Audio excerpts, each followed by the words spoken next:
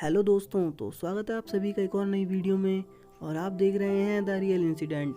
और दोस्तों, मैं आपका होस्ट राजू। तो वीडियो में आगे बढ़ने से पहले अगर आप नए हैं तो हमारे चैनल को ज़रूर सब्सक्राइब करिए और बेल आइकन को प्रेस करिए ऐसी ही रियल इंसिडेंट वीडियो देखने के लिए। दोस्तों, कुछ खौफनाक चीज़ें ऐसी होती है जिसका डर हमारे रोम रोम में समा जाता है और उसे भुलाना हमारे लिए मुमकिन नहीं होता, और इसे कहा जाता है परछाई। दोस्तों, वर्ष 1969 में एक परिवार में अजीब घटना ने सबको हिलाकर रख दिया था। ये घटना काफ़ी पुरानी है पर है बहुत डरावनी, और आज मैं आपको सुनाने जा रहा हूँ। कुलधारा गांव में सुगंधा नाम की एक औरत रहती थी जिसके 2 छोटे छोटे बच्चे थे, और वो अपने पति तथा बच्चों के साथ उसी गांव में अपना जीवन सामान्य रूप से व्यतीत कर रही थी। पर एक दिन अचानक सब कुछ बदल गया। हुआ यूं कि एक रात उस गांव में बहुत तेज आंधी आई। आंधी इतनी तेज थी कि कई के झोपड़े उड़ गए, बड़े बड़े पेड़ टूटकर इधर उधर बिखर गए। गांव में हर व्यक्ति को हानि हुई थी। किसी के घर टूट गए तो किसी की फसलों को नुकसान हुआ। आंधी जब शांत हुई और जब सुबह हुई तो गांव का हाल बेहाल हो गया था। सब कुछ तबाह हो गया था। आज तक इससे पहले ऐसी तेज आंधी कभी नहीं आई थी। जिनके जिनके सामान बर्बाद हुए उन्होंने काफ़ी विलाप किया, क्योंकि उनका बहुत कुछ बर्बाद हो चुका था। पर एक बात अजीब थी कि गांव में थोड़ा बहुत हर किसी को हानि हुई थी, पर सुगंधा के घर पर एक आंच तक नहीं आई, जो कि एक अजीब बात थी। इस घटना के एक हफ्ते बाद जब सब कुछ गांव में सामान्य होने लगा, तभी सुगंधा ने कुछ अजीब सी बात गौर फरमाई। एक दिन सुगंधा तेज धूप से जब घर से बाहर निकली तो उसने गौर किया कि उस कड़ी धूप में उसकी परछाई नहीं बन रही है। पहले तो उसे यकीन ही नहीं हुआ, पर जब वो उसी धूप पर चलते हुए अन्य व्यक्ति को देखी तो उसे यकीन हो गया, क्योंकि हर व्यक्ति की परछाई तो सामान्य रूप से बन रही थी, पर सुगंधा की परछाई बिल्कुल नहीं बन रही थी। सुगंधा अब बहुत घबरा गई कि आखिर ये कैसे मुमकिन हो सकता है कि मेरी परछाई ही ना बने।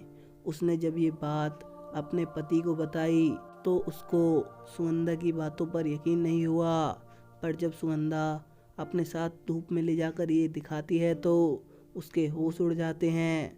सचमुच में उसकी परछाई नहीं बन रही थी।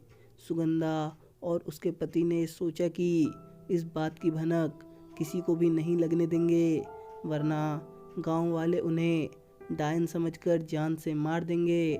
इसी डर से उन्होंने इस बात को किसी को भी नहीं बताया। सुगंधा ने ये बात औरों से तो छिपा ली, पर अपने आप में घुट रही थी।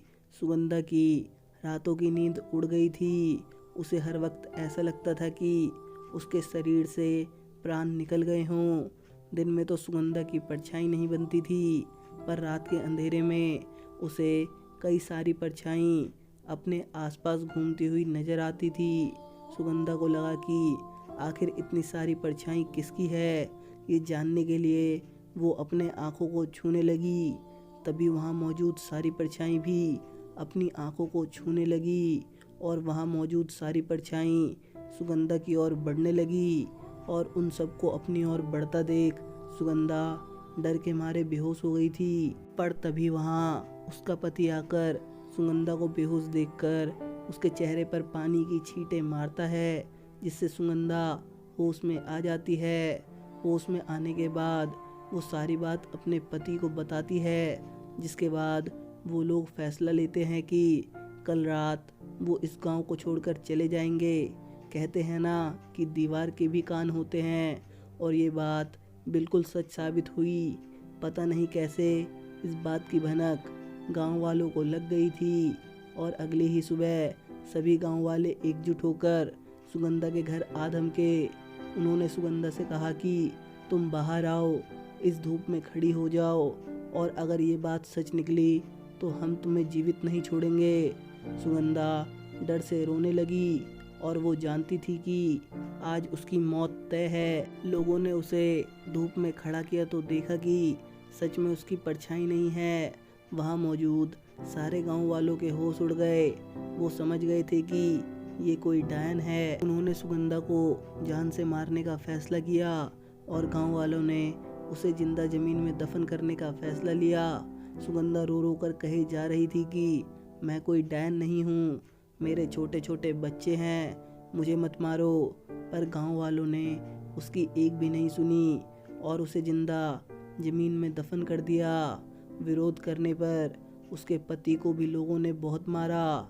फिर उसी रात गांव में बहुत तेज आंधी आई, सब कुछ टूटकर इधर उधर बिखर गए थे।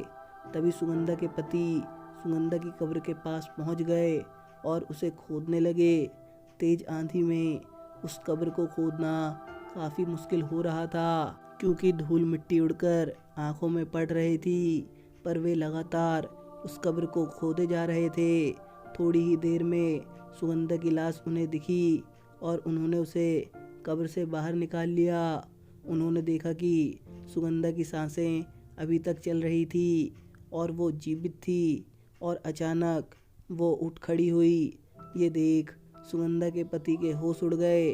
उन्हें लगा आखिर ये कैसे हो सकता है, मैं तो उसकी लाश को यहाँ से ले जाना चाहता था पर सुगंधा तो मुझे जीवित मिल गई। उन्होंने उसी रात इस गांव को छोड़कर जाने का फैसला किया और जाते जाते सुगंधा ने ये श्राप दिया कि आज के बाद इस गांव में आत्माओं का डेरा होगा जो एक एक करके हर व्यक्तियों को मार डालेगा।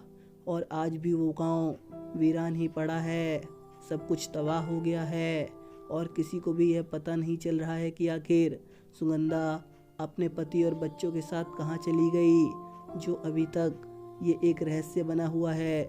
तो दोस्तों, आपको ये सच्ची घटना कैसी लगी मुझे कमेंट करके ज़रूर बताइए और वीडियो अच्छी लगी हो तो वीडियो को लाइक करिए और अपने दोस्तों के साथ शेयर करिए।